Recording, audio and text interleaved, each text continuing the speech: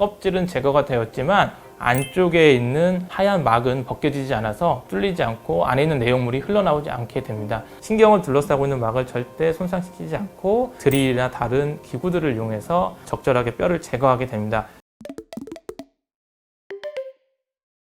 안녕하세요. 힘찬병원 신경외과 윤기성입니다. 기존에 있었던 현미경 수술과 요즘 들어 많이 이루어지고 있는 내시경 수술에 대해서 어떤 수술이 환자분에게 좀 더 도움이 되는지에 대해서 설명을 드리도록 하겠습니다.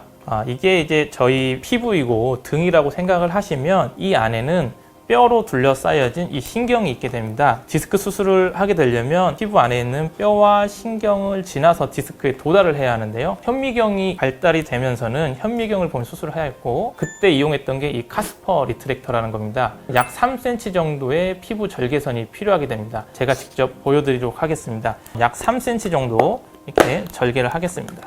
3cm 정도 절개를 하고요. 피부 절개선을 통해서 들어가게 됩니다. 이 리트랙터를 이용해서 피부를 벌리게 되고요. 이렇게 벌어진 피부 절개창을 통해서 드릴이나 여러 가지 펀치, 지혈 기구들이 들어갈 수술을 진행하게 됩니다. 이런 식으로 말이죠.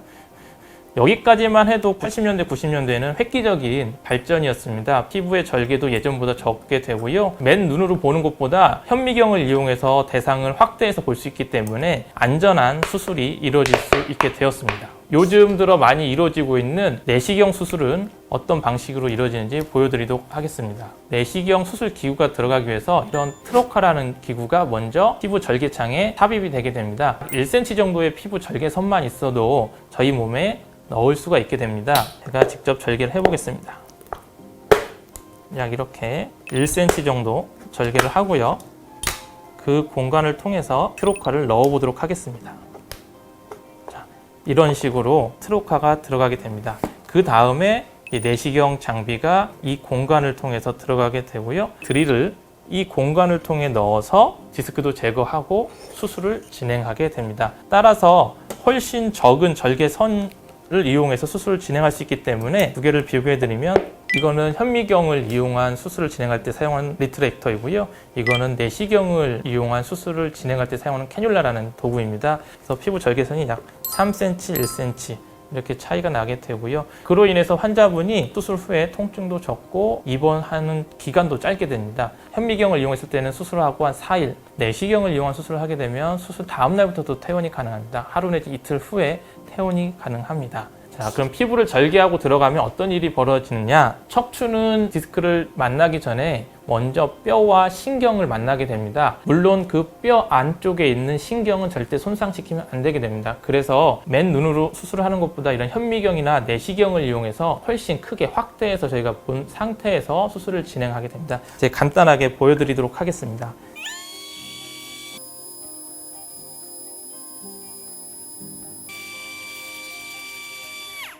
잘 보이시나요? 겉에 있는 딱딱한 계란 껍질은 제거가 되었지만 안쪽에 있는 하얀 막은 벗겨지지 않아서 뚫리지 않고 안에 있는 내용물이 흘러나오지 않게 됩니다. 저희가 척추 수술을 하게 되면 신경이나 디스크를 만나기 전에 먼저 이 딱딱한 계란 껍질 같은 뼈를 제거해야 합니다. 이때 당연히 안에 있는 신경은 손상시키면 안 되게 되겠고요. 이 딱딱한 계란을 뼈라고 생각하면 안에 있는 흰색 막은 신경을 둘러싸고 있는 막이라고 생각하시면 되겠습니다. 그래서 이렇게 신경을 둘러싸고 있는 막을 절대 손상시키지 않고 드릴이나 다른 기구들을 이용해서 적절하게 뼈를 제거하게 됩니다. 그리고 이 신경을 젖히고 나면 그 밑에 디스크가 존재하게 됩니다. 그래서 디스크 파열이 있을 경우에는 이 신경을 젖히고 난 다음에 파열된 디스크를 제거하게 되겠습니다. 자, 그럼 현미경을 이용해서 수술이 어떤 식으로 이루어지는지 제가 직접 보여드리도록 하겠습니다.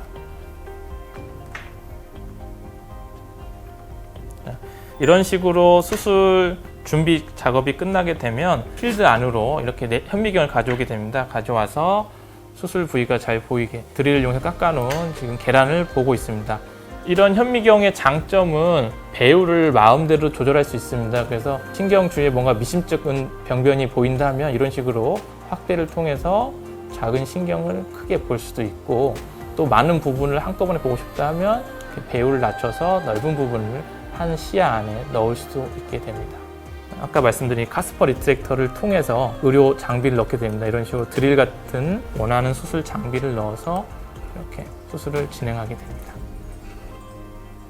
그렇다면 과연 언제 현미경 수술을 하고 언제 내시경 수술을 하는 게 좋냐, 이런 질문들을 또 많이 해주시는데요. 먼저 현미경 수술은 훨씬 더 오래전부터 30-40년가량 연마를 해온 수술 술기이기 때문에 어떤 면에서 보면 내시경 수술보다 안전하고 의사들의 숙련도가 높은 수술이 되겠습니다. 3cm라는 큰 절개창을 이용해서 수술을 하게 되면 저 혼자 수술하는 게 아니고 어시스트와 같이 수술을 진행할 수가 있게 됩니다. 출혈이 많거나 그랬을 때 효과적으로 지혈을 할 수 있게 되는데요. 출혈이 많이 예상되거나 아니면 신경 손상이 심하게 이루어진 상태에서는 기존의 현미경을 이용한 수술법이 조금 더 안전한 수술 방법이 될 수도 있습니다. 하지만 내시경은 본격적으로 수술이 진행된 지는 한 10여 년밖에 되지 않았기 때문에 현미경 수술에 비해서는 부작용이나 합병증 비율이 비슷하거나 오히려 조금 더 높을 수도 있습니다. 하지만 여러 가지 장점이 있는데요. 수술 후에 절개가 적기 때문에 회복이 빠르고 일상생활로의 회복도 빠르기 때문에 특히나 젊으신 분들, 그 환자분들에게는 아주 획기적인 일이 될 수가 있습니다. 4, 5일 정도, 일주일 정도만 휴가를 낸 상태에서 수술을 하고 직장으로 복귀도 가능한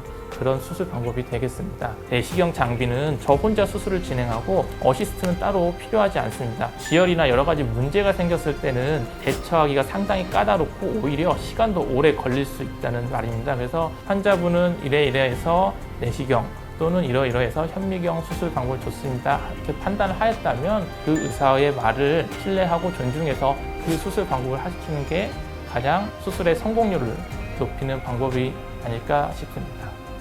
지금까지 현미경과 내시경을 이용한 디스크 수술 방법에 대해서 직접 보여드리고 또 각각의 장단점에 대해서 설명을 드렸습니다. 더 궁금한 게 있거나 질문거리가 있으시면 댓글로 남겨주시면 저희가 성심성의껏 답변을 드리거나 추가 영상을 제작해 보도록 하겠습니다.